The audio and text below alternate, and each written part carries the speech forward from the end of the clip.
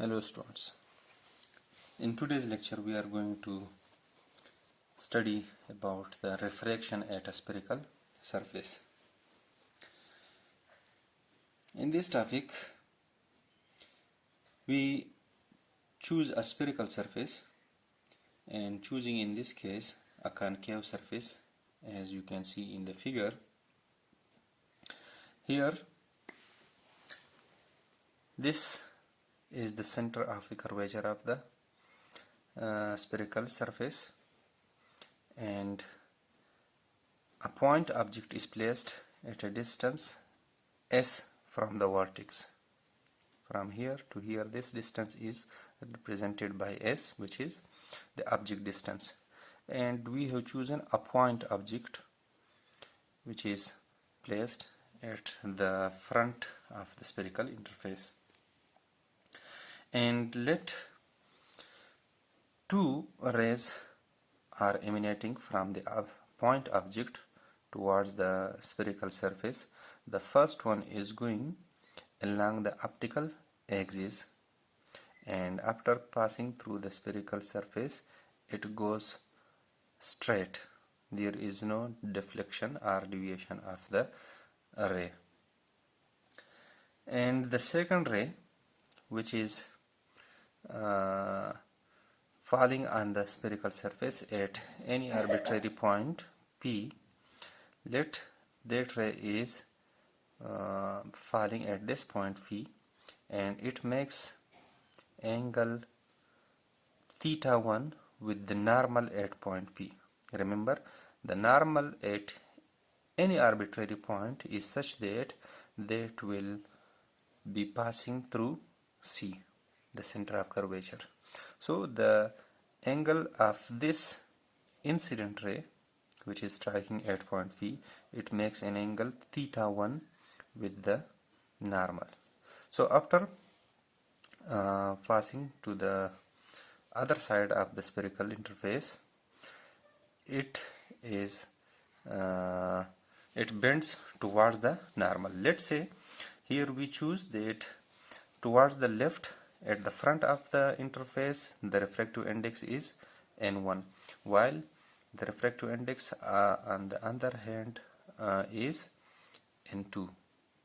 So if we choose n2 is greater than n1, then the ray will bend such that it will bend towards the normal, and hence it will make an angle θ2 with the normal. And this ray is obeying Snell's law, which is according to the second ray. We are talking about the second ray. It obeys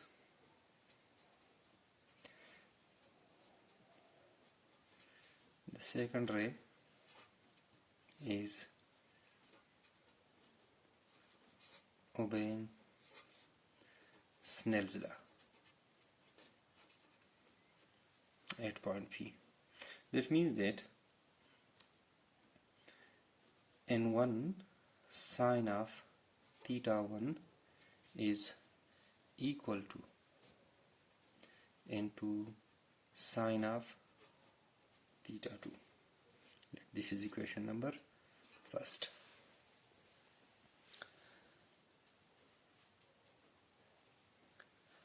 So the two rays refracted appear to emerge from the common intersection point. As you can see, the first ray is going straight after passing to the second medium, and the second ray is traveling in this direction. So at this side the two rays appear that they are starting from this common intersection point. If we extend these two rays to the back, so this first ray is, when it is extended backward, and similarly the second ray is extended, the emergent ray is extended in this direction, so they intersect each other at this point, which is the common intersection point, and we have denoted it by I. So the two rays appears to start from this point, and hence the image will be at this point. So here in this triangle CPO, this triangle, the exterior angle is alpha. You can see it in this triangle CPO. The exterior angle alpha is equal to theta 1 plus phi. Remember, this angle in this triangle CPO, this angle plus this angle is equal to the exterior angle alpha.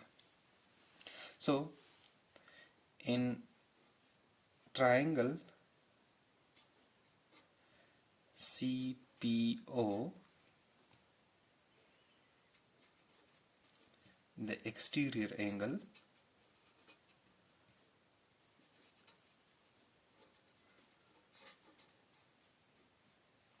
which is alpha, this is equal to theta 1 plus phi. Clear? So let me explain it to you. Here this line is, it is the normal, and this is the incident ray, while if we extend the emergent ray in the backward direction, so both the rays intersect each other at this point, so this is the image point, and the object distance from the vertex is S. Similarly, the image distance is denoted by S prime, and of course the center of curvature from the vertex, this distance is the radius of the curvature. So also here in this triangle you can see CPI. In triangle CPI, the exterior angle is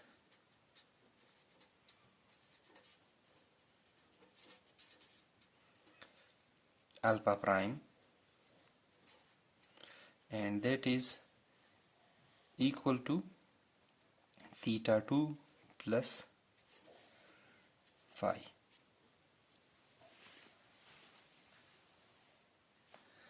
So if we substitute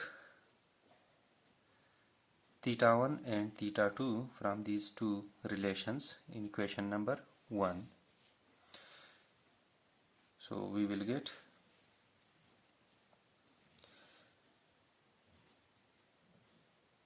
equation 1 will become n1 sine of theta 1, and theta 1 can be obtained from here, which will be alpha minus phi.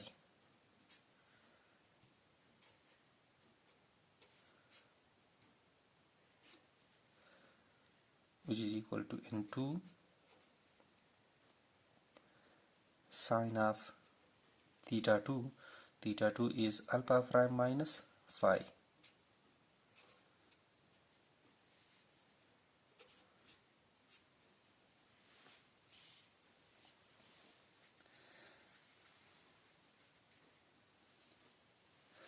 So if we assume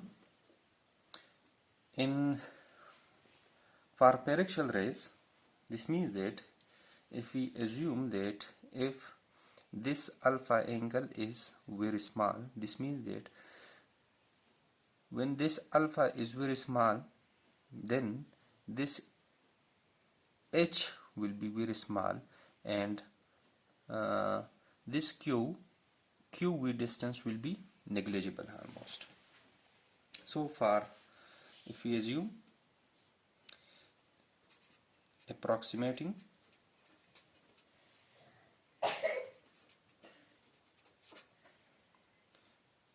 for paraxial rays. Then sine of theta is almost equal to theta. That is, sine of theta is almost equal to theta. And of course, sine of alpha minus phi will be almost equal to alpha minus phi, and alpha prime minus phi will be, sine of alpha prime minus phi will be equal to alpha prime minus phi. So using this relation, this equation will become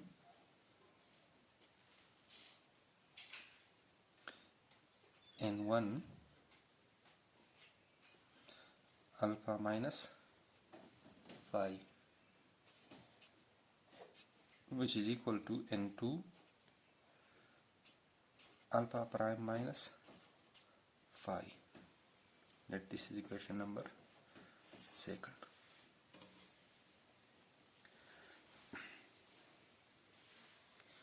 So next we can write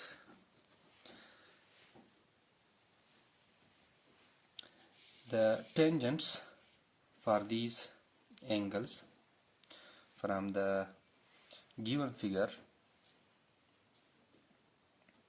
and again we are for paraxial approximation we will neglect this QV distance. This will be almost equal to 0.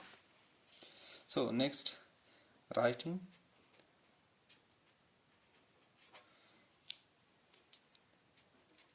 the tangents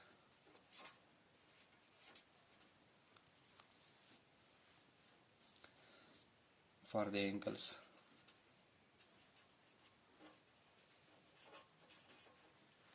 alpha, phi and alpha prime. So this, using the above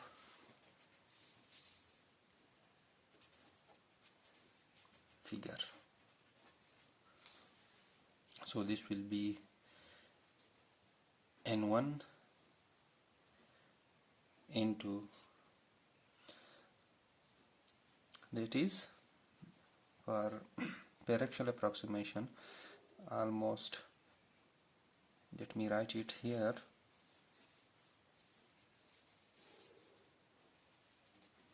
that tangent theta is almost equal to theta. So for paraxial approximation, so in this figure here we have angle alpha. So tangent alpha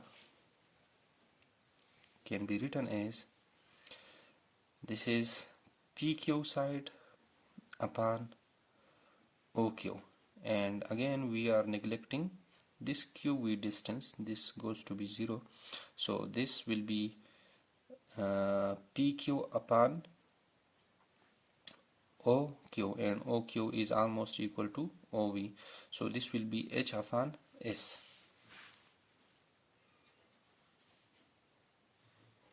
minus phi. Phi is this angle, so this is PQ upon R, so this will be H upon R, which is equal to N2 into alpha prime. Alpha prime is this one, so the tangent alpha prime will be PQ upon IQ, and IQ is almost equal to S prime, so this will be H upon S prime, H upon S prime minus phi, and tangent phi will be H upon R. Clear?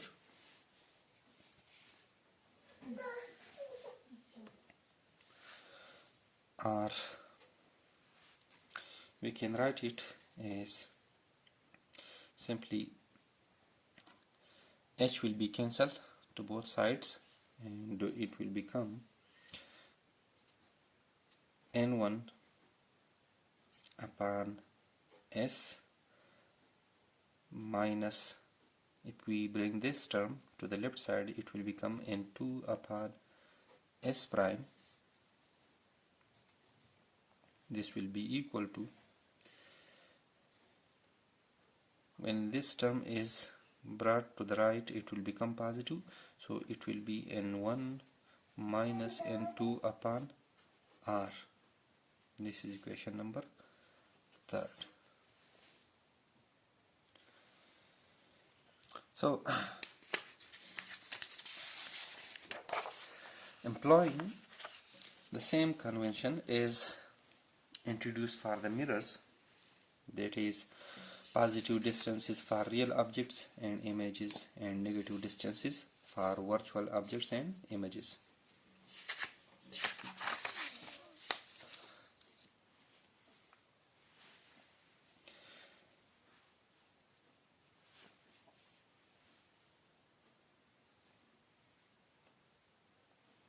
So if these negative signs, if the image distance is negative, this means that S prime is negative, then R will be also negative.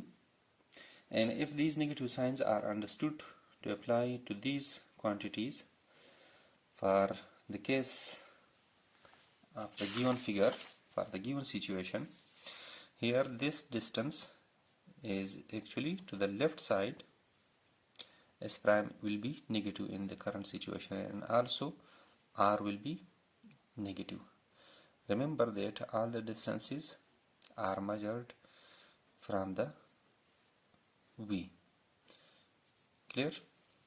So for the current situation, S prime is negative, and similarly R is also, for the given case, is negative. So for the current situation,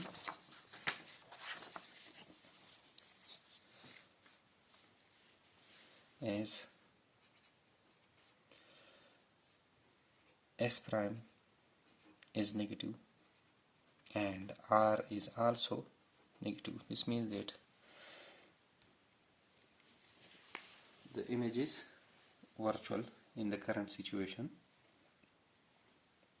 So the equation number 3 will become, will take the form N1 upon S, and this term will become positive as S prime is negative, so it will become plus N2 upon S prime, and this will be equal to, here as R is negative, so it will become N2 minus N1 upon R.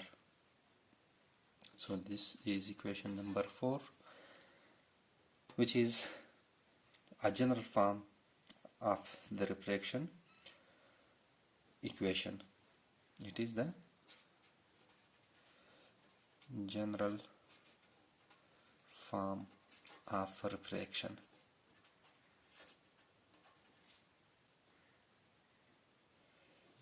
Equation.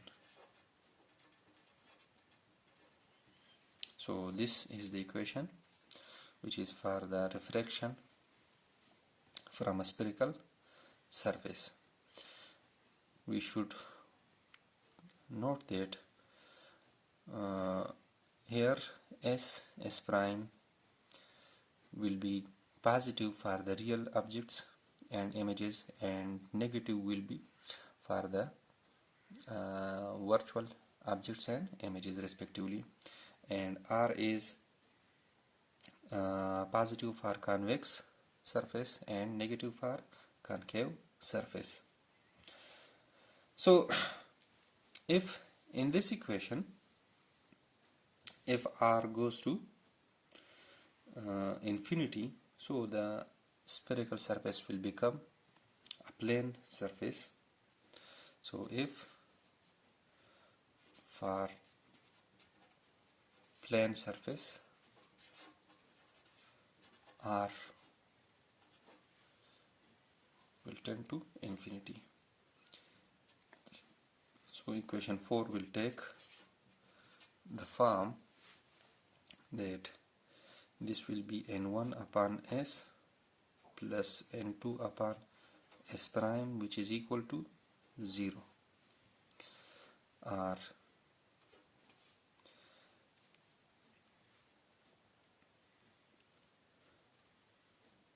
s prime will be equal to minus n2 upon n1 into s. So of course it is the refraction for the plane interface, this equation which we derived earlier for the refraction from a plane surface, if you remember it. So here s prime is the apparent depth which is determined previously. For real object s is always positive, and here the negative sign with the s prime, it indicates that the image is virtual. Clear? So this is the equation for the refraction for a spherical interface, and if r goes to infinity, then it will lead us to a refraction for a plane surface. So here in the current situation, we considered the object as a point object. So now if we want to find the lateral magnification, then we have to use the same procedure for an extended object. So the lateral magnification of an extended object is simply determined by using this figure.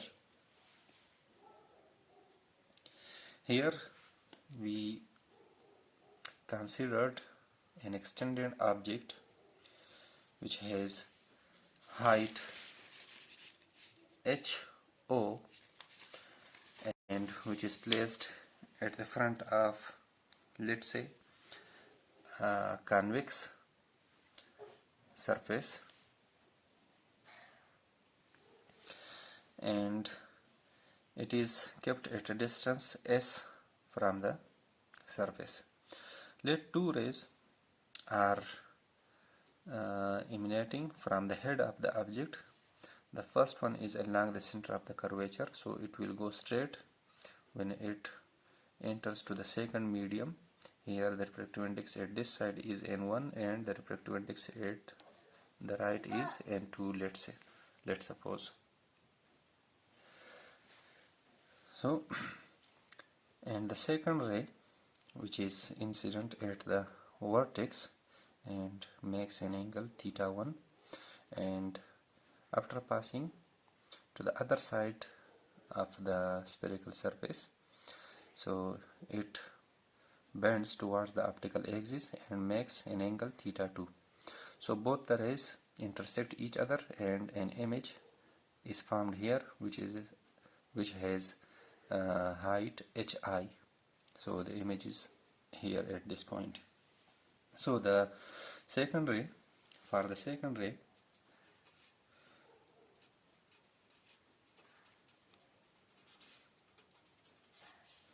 it also obeys the Snell's law, that is the sine of θ1, n1 sine of θ1 is equal to n2 sine of θ2.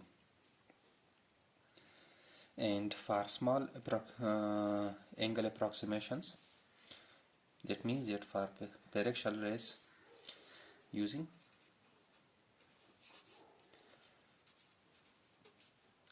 paraxial rays approximation. This means that sine of theta is almost equal to theta. So this equation will become n1 theta 1 is equal to n2 theta 2. Are using tangents for the angles. Are using tangents for the angles. So that is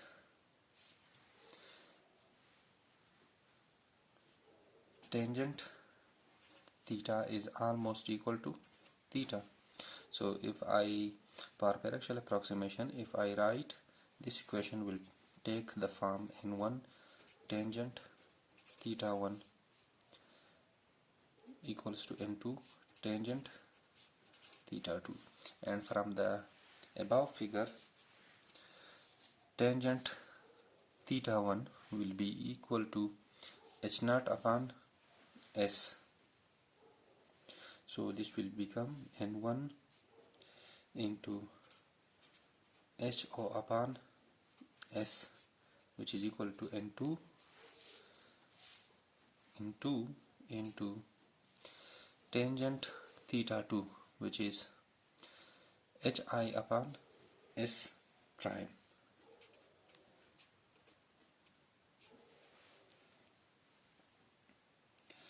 Then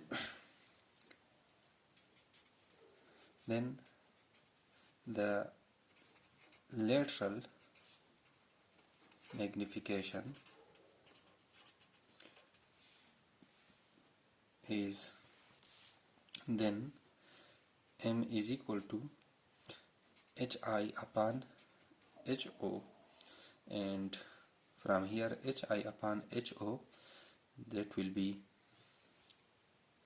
n1 s prime upon n2 s, but we will put a negative sign here because the image here is inverted. So this is the lateral magnification for a spherical interface.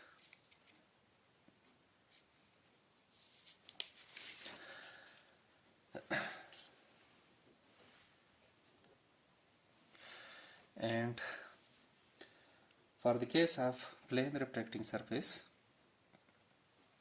if we put this s prime, as you can see that s prime, the image distance for a plane surface is this one. So if we substitute this value in this equation, so we will get for plane refracting surface,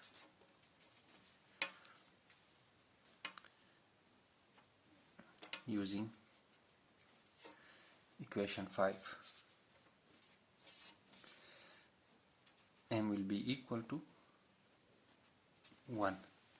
So if we substitute s prime from here, from this equation 5 into equation 6, so you will get m equals to 1.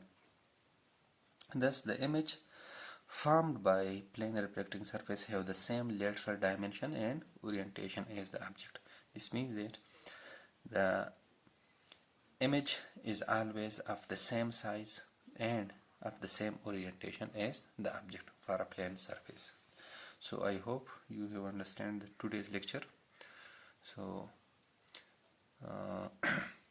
see you in the next lecture. Thank you very much.